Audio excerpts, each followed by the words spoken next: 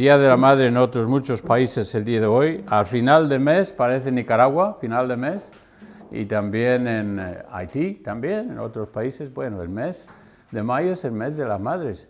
¿Tú eres una madre? ¿Quiénes son madres? Muy bien, enhorabuena. Pero veo otras manos que no habéis levantado. Vamos a ver, porque yo quiero hablaros,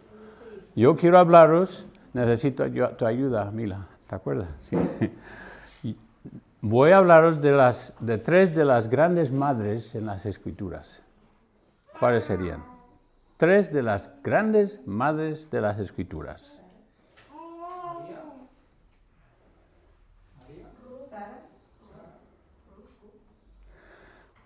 Pablo, Bernard, Silas y Timoteo. A ver, pastor, ya te has perdido el juicio, pero sí lo vamos a ver. Primero quiero que veáis un vídeo, va a ser la película más corta que veis en este año. Y niños, sobre todo, tenéis boli, papel, ¿vale? Prestad mucha atención, 55 segundos de película. Adelante. Una águila madre, accidentalmente pisotea el huevo suyo. Está con la depre, está triste, pero en la noche sigilosamente colocan otro huevo. Se da cuenta de que hay un huevo en su nido y lo adopta y lo prepara hasta que un día nace un pollito. Pero como que no huele el pollito, baja la águila y camina y le cuida. Está tiernamente jugando. Ya crece la gallina y ahí están. Hace juegos caminando. Le quita los piojos. Muy bien. Vale, ¿es madre de esa gallina la águila? Sí. Biológicamente no, pero la adopta y la cuida como si fuera. Palabras lisonjeras. ¿Qué es la lisonjería? ¿Qué significa? No con palabras lisonjeras, como sabéis, ni encubrimos avaricia. Dios es testigo. Ni buscamos gloria de los hombres, ni de vosotros, ni de otros, aunque podíamos seros carga, como apóstoles de Cristo. Antes, este versículo, niños, antes fuimos tiernos entre vosotros como la nodriza que cuida con ternura a sus propios hijos. Tan grande es nuestro afecto por vosotros que hubiéramos querido entregaros no solo el Evangelio de Dios, sino también nuestras propias vidas, porque habéis llegado a ser muy, muy queridos. Gracias, Padre, por este texto. Ayúdanos a explorar cada palabra, cada detalle. Háblanos, Señor. Cada uno de nosotros esta tarde necesitamos una palabra tuya. Algún consuelo, alguna corrección, alguna necesidad, Señor, háblanos. Aplica tu palabra por tu Espíritu a nuestra necesidad esta tarde. En el nombre de Jesús lo pido. Amén. Muy bien, ¿quién escribía estas palabras? El apóstol Pablo. Y no solo decía yo, sino nosotros. ¿Y quiénes fueron nosotros? Versículo 1, capítulo 1, versículo 1. Pablo, Silvano o Silas, dos maneras de escribir el mismo nombre, y Timoteo. Ahora, cuando versículo 7 dice, antes fuimos tiernos entre vosotros, nosotros fuimos tiernos entre vosotros como la nodriza. Una nodriza es como un au pair, una nani, que cuida los niños de otra madre. Y lo hace con ternura, lo hace con cariño. Pero no son sus hijos, sino no como una persona cuida a otros niños porque le paga, porque no nos habéis pagado, sino como esa nodriza cuida a sus propios hijos, porque son suyos, naturales. Y ahí brota en su corazón un amor maternal para los niños que ha parido ella. En ese sentido, la madre que cuida a sus hijos es como nosotros, 3 varones, os hemos tratado a vosotros. Ellos eran águilas y cuidaban a pollitos, pero con la misma clase de ternura como cualquier otra madre. Por eso digo, todos debemos ser madres. Todos. ¿Eres madre? Ahora sí. ¿Cuántas madres hay aquí? Toda la mano, claro. Porque en tu vida tienes a alguien bajo tu cuidado, tu cargo. Puede ser un compañero de clase, compañero de trabajo, un vecino, un sobrino. Ella. ¿Lo haces con ese cariño maternal? No, no es tu hijo, no has parido. Pero hombres y mujeres, en este caso, 3 hombres cuidaron a toda una iglesia llena de hombres, mujeres, niños, niñas, de toda clase de edades, de toda clase de género. A mí me llama este texto, lo he mencionado más veces, si os suena es porque me encanta este texto. Pero todos debemos ser madres. Ahora, ¿qué clase de madres somos? Porque si alguien ha puesto a ti bajo bajo tus cuidados, ¿cómo lo estás desempeñando? ¿Cómo estás ayudando a que esa persona crezca, madure, aprenda, conozca el Evangelio? Sabéis que donde vivís ahora, Dios no os ha puesto por accidente. No os ha puesto por accidente. ¿En qué calle vive? ¿En qué calle vives, Mark? Muy bien. ¿En qué calle vives, Keila? En calle Magallanes. Muy bien. ¿En qué calle vives? Muy bien. Montse, ¿cómo se llama la calle? ¿Mm? No, yo vivo allí porque he escogido, porque era el mejor piso, porque el precio estaba bien, porque estaba cerca de los colegios. No. En todo ese panorama sí tú has ejercitado tu voluntad. Pero Dios ha sido soberano y providencial. Tú estás donde Él quiere que estés. Y tienes vecinos quizás a la derecha, a la izquierda, a la puerta de enfrente, arriba, abajo. Estás donde Dios quiere que tú estés para que alumbres para el Señor. Hay gente que os rodea en los pisos, en las casas, donde tú, providencialmente, Dios te ha colocado para que brilles y seas una madre. Y seas una madre. Fuimos tiernos entre vosotros como la nodriza. Cuida a sus propios hijos. Todos tenemos madre, o no estaríamos, ¿verdad? Algunas de nuestras madres todavía están, otros están ya con el Señor. Nuestras madres las queremos todos, ¿no? Algunas han sido mejores que otras, pero han sido madres. Se han sacrificado para ti.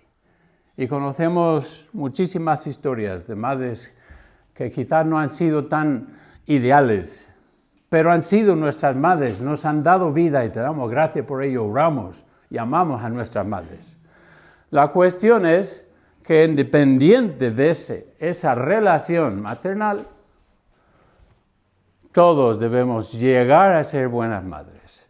¿Y cuál es la definición de una buena madre? ¿Cuáles son las características de una buena madre? Pues sí, podíamos hablar de muchas madres. Estabais dándome nombres. Está María, Elizabeth, Sara, habéis dicho, alguien mencionó Rebeca, Raquel. ¿Qué otras madres? Ruth, muy bien. Noemí, muy bien. Eva, sí. ¿Os suena Jocabed? ¿Jocabed? ¿No conocéis a Jocabed? Tenía un hijo muy famoso. Se llamaba Moisés. Vaya madre que ha tenido, ¿verdad? Y hermana, que le escondió en el río. Pues Jocabed, no hablamos de Jocabed mucho, pero debemos. Agar, Lea, Ana, la madre de Samuel. Hay muchas madres que son admirables y dignos de loor. Pero ahora me gustaría hablar de Pablo, Silas y Timoteo. Porque ellos reflejan lo que cada madre en realidad hace. Quieren ser buenas madres. Ahora, ¿cuál es una buena madre? Y pues yo estaba buscando en internet características de una buena madre. Y un montón de páginas, ¿no? No bíblicas. Psicólogos, psicólogas, y dicen que una buena madre prioriza su presencia sobre la perfección. Pues es imperfecta, pero hay que estar presente. Bueno, bien. Enseña para la autonomía, ¿vale? Pues los niños en su debido momento tienen que volar del nido y una buena madre le prepara. Una buena madre se autocuida a sí misma y es necesario, porque si te descuidas no vas a ser la buena madre para poder atender a tus hijos. Y aprende sobre el camino, porque la vida da muchas lecciones y hay que ser dispuestos a aprender, reconocer nuestras deficiencias e ir aprendiendo sobre la marcha. Y yo diría que sí, que esos son atributos que cada madre debería reconocer. Yo he sido madre por muchos años. Ahora, no hacéis un extracto de esa declaración y salga en internet. El pastor está pirado. Dice que ha sido madre por muchos años. Y no he sido una buena madre. Pero una madre es alguien que ayuda a que otro ser humano cobre vida. Y yo me acuerdo que hace un par de semanas, sentado en el salón de la casa de Keila y Wilder, le invité a Wilder a recibir a Jesús, agachó la cabeza y llorando, Señor, sálvame, yo quiero ser tu hijo. Y yo me sentí madre en ese momento. He dado luz a un hijo. Bueno, es el Señor que nos da vida, ¿no? Pero ahí estaba, y yo siento por Wilder una carga, Keila más, evidentemente. Pero yo me siento en cierto sentido madre de Wilder. ¿Te sientes así también? Ahora, ¿qué tengo que hacer para ser una buena madre para Wilder? Todas estas cosas que te puedes encontrar en internet te dice que sí, son virtudes y características de una buena madre, pero no dice ninguna sobre Dios y lo que Dios califica como una buena madre. Me gustaría que la voz del Señor nos hable, porque esta es la autoridad final. Si existe psicología, si existe biología, si existe medicina, es que son cosas que Dios ha creado y Él sabe mejor que nadie. Es el mejor científico porque ha creado la ciencia. ¿Y qué dice Dios sobre ser buena madre? Pues vamos a ir viendo algunas. ¿Qué tal, niños? ¿Estáis con ese dibujo? No olvidéis el versículo. En primer lugar, una buena madre. Yo quiero ser buena madre. ¿Qué tengo que hacer? Evangelizar. Tengo que evangelizar porque tus niños, tus amigos, tus compañeros, tus vecinos, no nacen cristianos. Nacen viles pecadores. Y por eso, pobrecita, Laura es tan preciosa, pero no nació cristiana. Hay que evangelizarla. Ella sabe de por sí cómo ser pecador y pecar. Porque nacimos todos con el pecado. Lo que hace una madre es enseñarle a hacer el bien, pero sobre todo, la fuente de todo bien es el Señor, evangelizar. Llegó a Tesalónica este equipo de 3 misioneros y empezaron a evangelizar. La historia la encontramos en Hechos capítulo 17. Unos se convirtieron, Jasón, Arquipos, me parece segunda, solo hay 3 nombres que se mencionan asociadas con la iglesia en Tesalónica, solo 3, pero sabemos que había más. Pero se opuso, salió un revuelo y la gente empezó a atacar y gritar y tuvieron que salir en la noche y que tenían que huir de la ciudad de Tesalónica, pero varios se habían quedado y yo creo incluso Lucas se quedó para cuidar a los nuevos creyentes que estaban allí. Y los cuidaba. No estaba allí más que quizás un par de meses máximo, pero dejó una congregación de creyentes. ¿Y cómo es que llegó a ser su madre? Pues en versículo 4, ¿qué dice? A nosotros nos fue entregado el Evangelio y así hablamos. Llegamos a Tesalónica no para ver ruinas y hacer turismo, sino a predicar el Evangelio. Fuimos a la sinagoga y predicamos a Cristo en la calle. Predicamos a Cristo en la casa de segundo. Predicamos al Evangelio. Y poco a poco la gente iba convirtiéndose.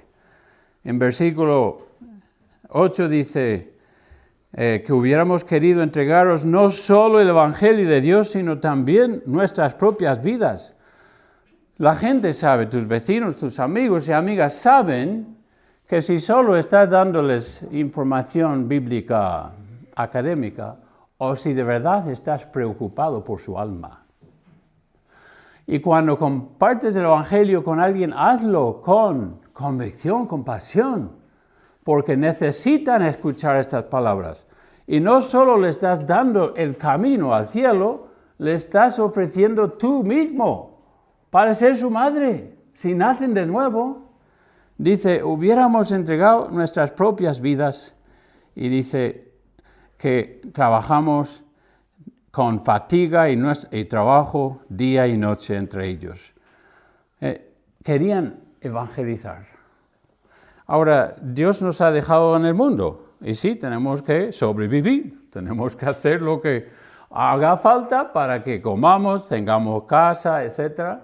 Nos ha dado el Señor miles de placeres y encantos en la creación, nos ha dado amigos, podemos vivir socialmente, podemos ver deportes y música, y hay tanta cosa que Dios nos ha dado, pero todo eso no es la finalidad que Dios nos ha dejado en la tierra, sino de alumbrar por Él, ser antorchas de la verdad que transforma almas. ¿Qué estamos haciendo al respecto?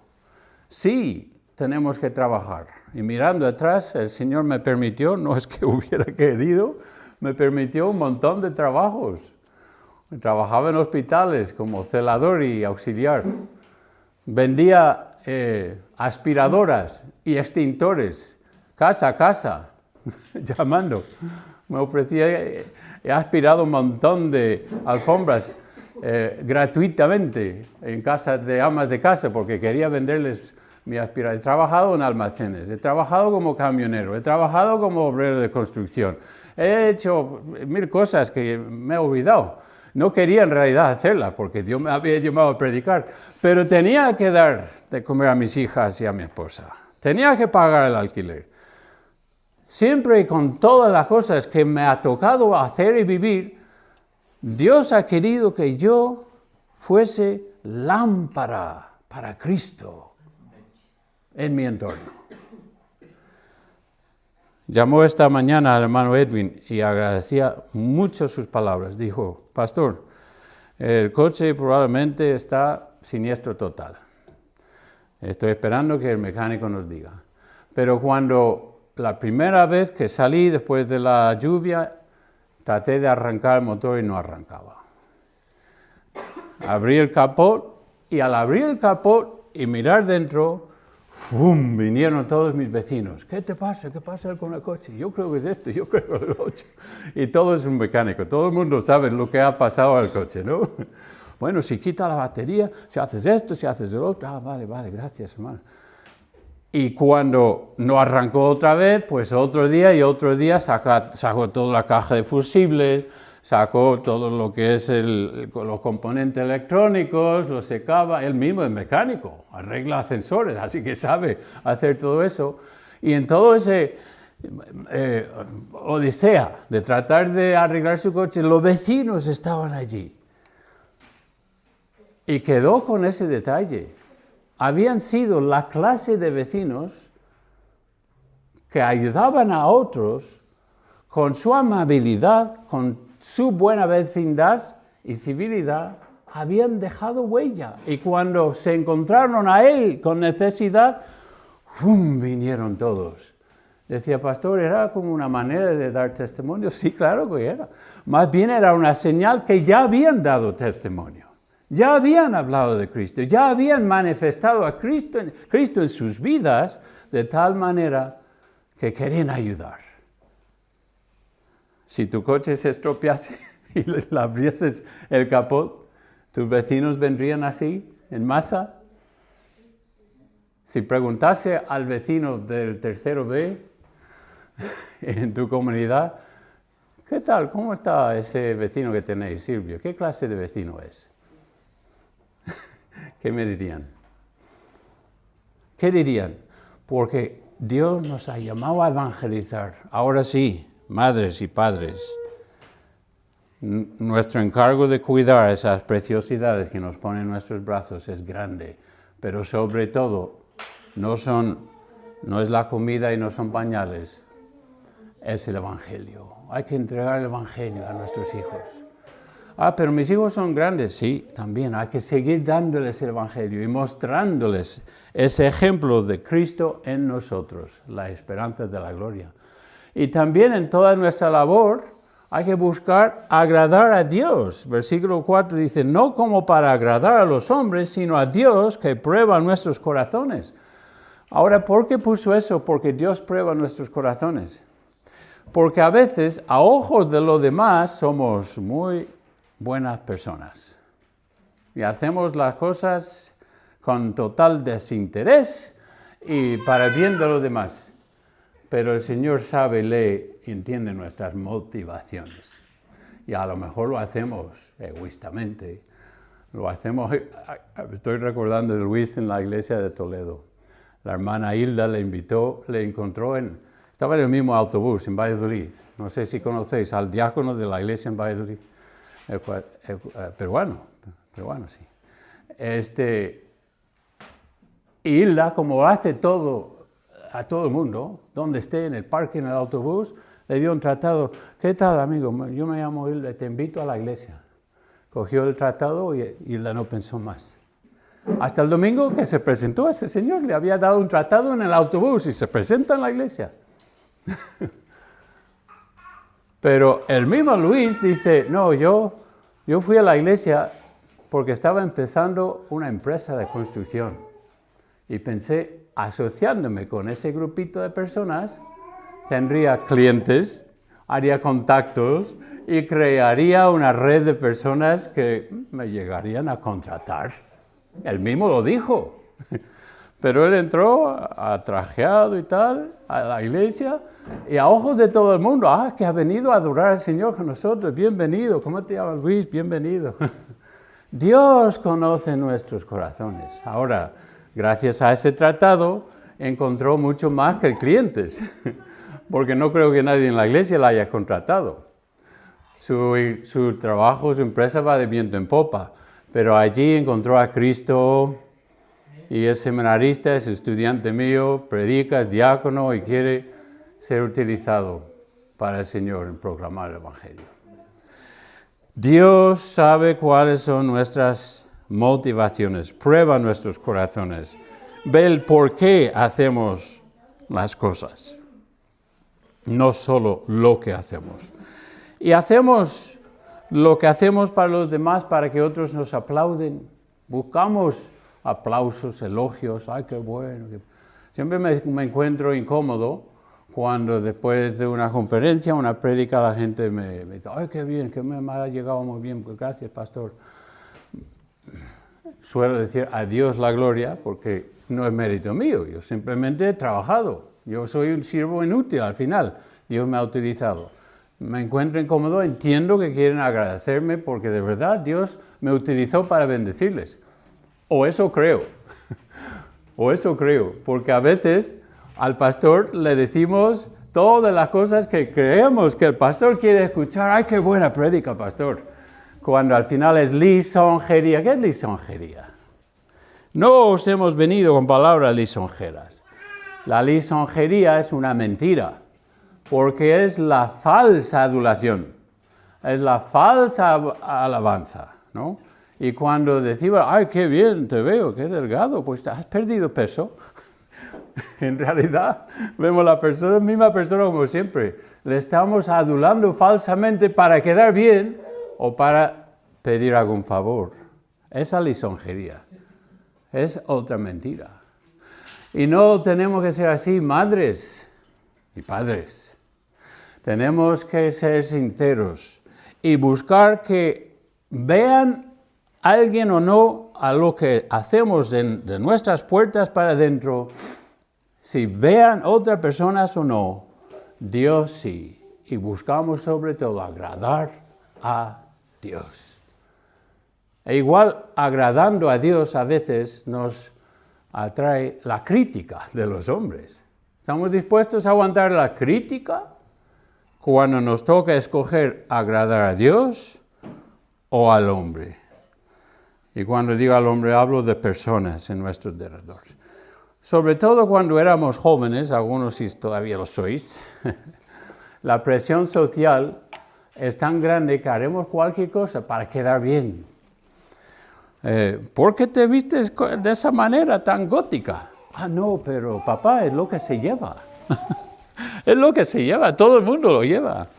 Y esos tatuajes, sí, claro, es lo que se hace hoy día. Papá, ¿dónde estás? Y todas esas cosas, pues, cuando somos ya un poco más avanzados nos importa menos, pero todavía somos bastante esclavizados a lo que piensan los demás de nosotros. No. De verdad nos preocupa lo que Dios opina sobre nuestra conducta, nuestra manera de hablar, nuestra manera de ser. Ahí está la diferencia entre cualquier persona que se deja llevar por el río y la corriente o como un pez que nada con propósito contra corriente. ¿Eres un río o eres un pez? Trabaja con total entrega y desinterés. Versículo 5 decía, porque nunca usamos la palabra lisonjeras, como sabéis, ni encubrimos avaricia. No os pedimos nada. De hecho, ¿cómo es eso? Porque cuando fue a Tesalónica, no aceptó la hospitalidad de la gente. Trabajaba y él con sus compañeros trabajaban haciendo y fabricando tiendas. Sabemos que era un hacedor de tiendas. Y muchas veces decía, a los corintios, por ejemplo, decía, es digno el de su salario el obrero, y yo, apóstol, soy digno de que viva del evangelio, pero he decidido para no ser una carga para vosotros, ni que me acuséis de predicaros por intereses. En este caso, para poder llevar su ministerio, pastorear en la iglesia, predicar el evangelio, evangelizar en la calle, tenía que autosostenerse, pagar sus propias facturas. Y cuando dice en versículo 9, porque os acordáis, hermanos, de nuestro trabajo y fatiga, no era necesariamente quedando hasta las pequeñas horas de la noche dándoles estudios bíblicos.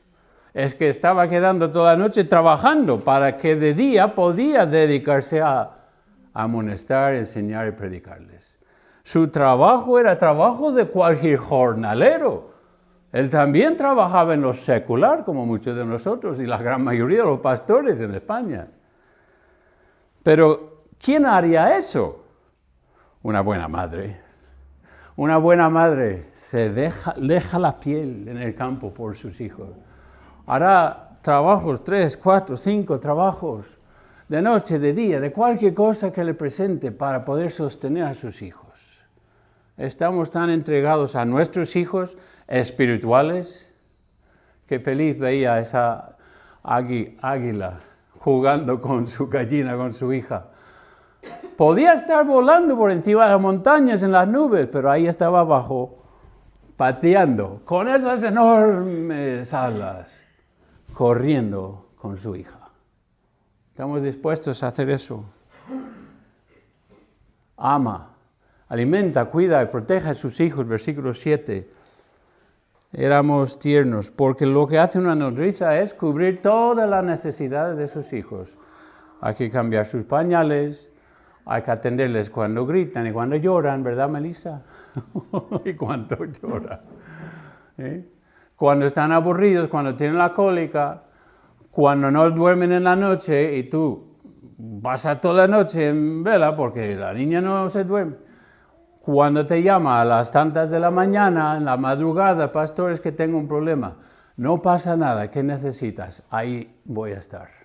¡Ay, hace una buena madre! Eres una buena madre. Es una metáfora, estamos hablando de metáforas, ¿verdad? Pero cuida, protege a sus hijos, porque no solo son los hijos de alguien más, son tus hijos. ¿Se han convertido todavía o no? Pero son tus hijos, los has adoptado. Te pertenecen a ti y Dios te ha puesto a cargo suyo. Ama a sus hijos incondicionalmente. Y aquí tenemos dos palabras muy llamativas en versículo 8. Porque es la misma expresión en Juan 3:16, porque de tal manera amó Dios al mundo. Aquí Pablo dice, de tal manera tan grande es nuestro afecto por vosotros. Ahora sabemos que hay 4 palabras en el Nuevo Testamento para el amor. Esta palabra, afecto, no es ninguno de ellos, es otra. Que no necesariamente es amor, sino afecto, apego, cariño profundo. Nuestro afecto por vosotros se hizo palpar. Hubiéramos querido entregar no solo el Evangelio, lo más preciado que teníamos, pero nuestras vidas también. Pablo indica que hubieran muerto por sus queridos hijos en Tesalónica. ¿Harías tú eso? Pero sí, al final del versículo dice, porque habéis llegado a sernos no queridos. No queridos. Queridos es la palabra ágape. Aquí sí. Y es la más intensa, la más profunda, la más incondicional de todos los amores. Es el amor de Dios. Nos habéis llegado a ser queridos, no queridos, muy queridos. La gente en tu entorno sienten que de verdad te preocupas por ellos, convertidos o no, enemigos o no, porque hay que amar hasta al enemigo, ¿verdad? Una madre debería por naturaleza amar a sus hijos, pero a veces Dios nos ha dado hijos, pero cuando se meten en problemas les damos la espalda. ¿Qué clase de amor es ese? Finalmente se sacrifica por sus hijos. En versículos 9 y 10 habla de que día y noche trabajaba para poder pagar el alquiler, para poder comprar la comida, para poder atender a sus necesidades. No tenían lavandería, no sé, era difícil lavar en aquel entonces, ¿verdad? Porque no había detergentes fáciles de... ¿Cómo te lavabas? ¿Cómo te duchabas? Tenías que pagar por eso de alguna manera o intercambiar servicios. Trabajo y fatiga, la palabra fatiga es fuertísima. Conocéis, no lo escondimos de vosotros, os acordáis. ¿Cuánto trabajo, cuánta fatiga? ¿Para qué? Para no ser gravosos ninguno de vosotros. No queríamos ser una carga. Ahora, ¿tenía derecho? Claro que tenía derecho. Pero se autolimitó sus propios derechos para el bien de sus hijos. Y esa es la libertad cristiana. Pues yo tengo que hay mal de, etcétera, y defendemos todo lo que queremos hacer, no pensando en cómo eso puede calar en el corazón de nuestros hijos, o los que queremos que sean hijos. Os predicamos el Evangelio de Dios. ¿Cuáles son? Ahora sí, en unos pocos versículos la Biblia nos habla del sumo total del deber de una madre. Hay mucho más, pero aquí sí. Y no solo una madre, sino también fueron padres. Fueron padres, porque en el versículo 11, ¿estáis ahí con la Biblia abierta? 2:11, dice, así como también sabéis de qué modo como el Padre a sus hijos exhortaba y consolábamos a cada uno de vosotros, os encargábamos que anduvieseis como es digno de Dios. Así que en realidad eran padres y madres, madres y padres. Ahora, ¿tenemos distintos roles, papá y mamá? Claro que sí. Debemos los dos amar a nuestros hijos, sacrificarnos para nuestros hijos. Pero cuando tú de niño te caías y te hiciste una pupa, ¿a quién corrías? A mamá. Es que hay una natural afecto y cariño y apego a mamá. Y por eso explaya todas estas virtudes y características de una buena madre. Papá también tiene su importancia y su rol. Dice que también fuimos padres porque un padre quizás más fuerte en la disciplina. Cuando salimos de la raya, papá viene y con amor nos disciplina como nuestro Padre Celestial lo hace en amor. Pero me quiero quedar con esto de ser madres y buenas madres. Y me gustaría hablaros, para terminar, de Gladys Aylward. ¿Os suena el nombre de Gladys Aylward? Os presento a uno de mis héroes. Es que no sé si os he hablado de la clase que estoy dando ahora, grandes biografías de grandes misioneros. El jueves tengo la última clase. 24 horas he podido dar y muchísimas más horas estudiando, pero solo podía centrarme en unos 24, 25 de los más grandes misioneros de la historia. Hablo de la época moderna misionera, hasta más o menos 1950. 250 años de movimiento misionero. ¿Y cómo sería el top 10 en mi opinión? Esta señorita. Déjame hablaros de ella un poquito. Nació en 1902 de una familia pobre en el norte de Londres. Y hablamos a veces de Gladys Aylward como la grande pequeña mujer, porque solo medía 1,47. ¿Hasta dónde llegaría? Chiquitina, chiquitina. Sintió el llamado a servir a la China porque misioneros habían venido. Era de los tiempos de Hudson Taylor y había fundado la misión a la China interior. Y estaba reclutando y masas de grandes números fueron a la China por su reclutamiento. Y escuchó en una conferencia misionera la grande necesidad en la China y dijo, yo quiero, Señor, yo quiero irme. A los 20 años sintió esa llamada y se apuntó a un instituto bíblico, estudió todo lo que pudo. Era una familia pobre y las chicas en aquel entonces no tenían mucha oportunidad de estudiar. Pues no sabemos exactamente por qué, pero suspendió todos sus exámenes y no pudo graduarse de ese instituto. Bueno, da igual. Dios me llamaba a China, fue a las oficinas de la misión China de Hudson Taylor, solicitó todo y le decían, pues lo siento, señora Aylward, usted quizás podía servir en otras áreas, pero no le vemos capaz de aprender chino. Y es muy duro vivir en ese país tan lejano. La rechazaron. Aún así, Dios la había puesto en su corazón el obrar y servir al Señor. Recibió una carta de una misionera, Jeannie, no sé si lo pone allí, Lawson. Tenía un ministerio, pero también una especie de mesón. Se llamaba el mesón de la sexta felicidad, muy rara. De allí evangelizaba a la gente mientras pasaban noche. Decide Jeannie, yo voy allí a ayudarla. Pero ¿cómo va a llegar? La misión la había rechazado. ¿Sabe lo que hizo? Sin estudios, sin títulos y sin dinero, fue casa a casa ofreciéndose a limpiar casas, a planchar, trabajaba de camarera y cada céntimo de libra la metía en una hucha hasta que pudo comprar un billete de tren. Hudson Taylor fue en barco, de tren, atravesando toda Siberia para llegar a la China. Con 22 años abordó ese tren, despidió de su familia, pagando su propio camino, llegó a trabajar con la señora Lawson en su ministerio, pero veía que había muchos niños huérfanos y esclavizados.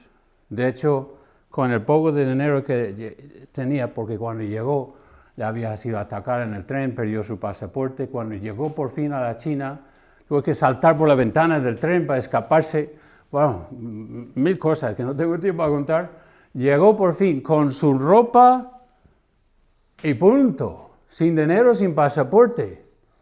pero vio a un niño, a una niña esclavizada y pagó a comprar a esa niña y la adoptó como su propia. Pues no solo esa niña, sino empezó a adoptar a otros huérfanos. Ella y Ginny abrieron un orfanato y llegaron literalmente centenares de huérfanos pasando hasta que pudieran llegar a la edad de trabajar. Centenares de ellos. Pero en el 38, Japón atacó a China y es una ciudad costera. Tenía ella 100 niños bajo su cuidado, tenía que escaparse con esos niños, campo a través, cruzando ríos, pasando por montañas. Estaba herida de bala, estaba enferma, tenía que cuidar las enfermedades de los niños. Y en toda esa horrible odisea no perdió ningún niño, pero terminó prácticamente muerta. Se hicieron una película de ese viaje con una actriz de Hollywood, mucho más alta que ella. Llegó a cuidar de ella, esos niños. Volvió, pero la guerra le obligó a volver a Inglaterra. La única vez que volviese a Inglaterra, orando y con corazón latiendo por sus hijos, sus niños en China, donde no pudo volver. En el 55 volvió a Taiwán, Formosa, China libre, y fundó otro orfanato. Cuando por fin, con casi 70 años, fallece, dice: entiérrame en la ladera de este monte, mirando a China.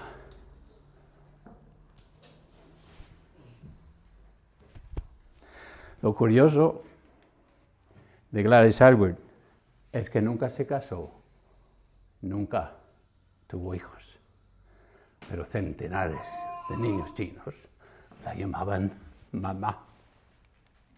¿Te llaman a ti mamá? Fuimos tiernos entre vosotros, como aquella madre que cuida sus ojos. Todos, hermanos, todos debemos ser buenas madres. Gracias, Padre, por este magnífico ejemplo de Gladys Aylward, pero más el texto bíblico nos habla Pablo, Silas y Timoteo, que también dejaron su piel en Tesalónica cuidando y amando a esta pequeña congregación. Todos nosotros necesitamos ser buenas madres. Enséñanos, instrúyenos. Y quizás no tengamos nadie bajo nuestro cuidado espiritual ahora. Enséñanos, preséntanos, Señor, alguna alma, aunque sea una, a quien podemos adiestrar, discipular y evangelizar, para darte a ti la gloria, agradarte a ti, honrarte a ti, aunque el hombre no los mire. Pido esto, Señor, en el precioso nombre de Jesús. Amén.